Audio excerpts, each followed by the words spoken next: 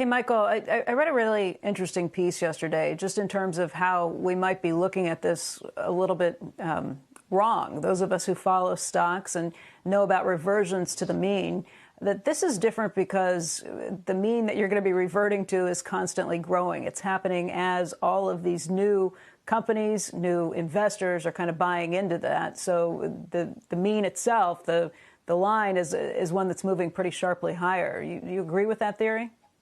The most important thing to understand about Bitcoin is a bank in cyberspace for people that don't have the ability to run their own hedge fund. It's not a stock. It's an asset class.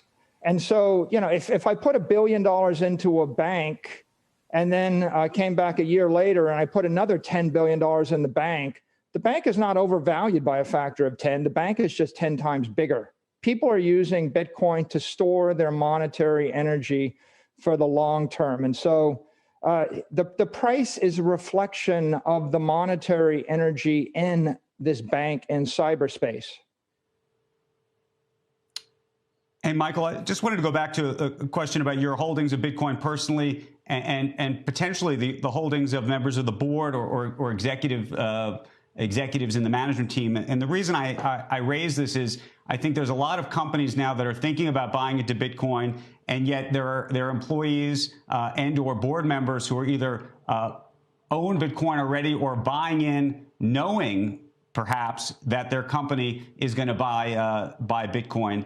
How you think about that from a legal perspective, because historically, if one company was going to effectively buy another company, it would actually be considered either illegal insider trading or just a breach of the fiduciary duty, because effectively you'd be taking advantage of corporate information.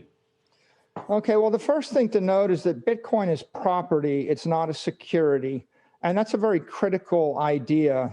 Property means you can own a house or you can own land, and your company can also buy land.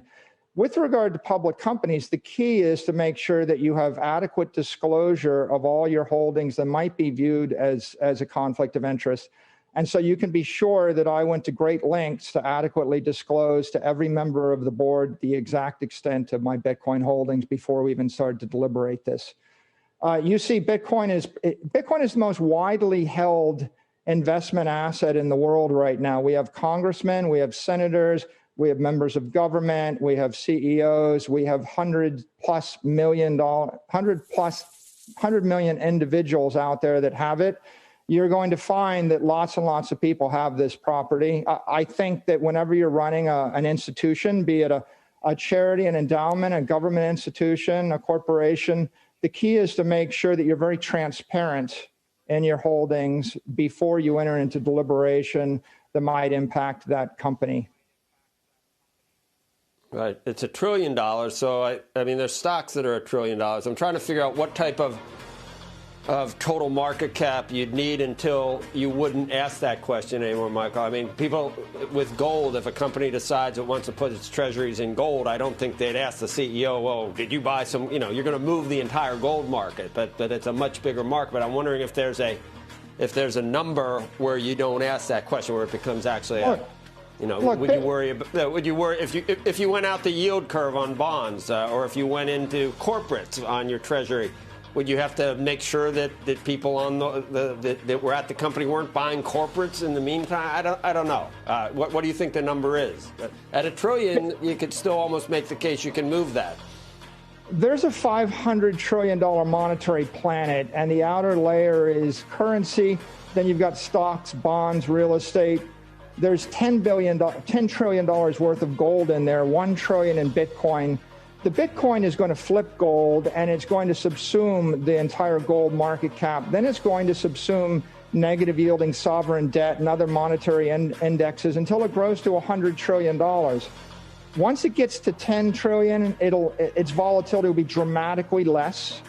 And as it marches toward 100 trillion, you're going to see the growth rates fall, the volatility fall, and it's going to be a stabilizing influence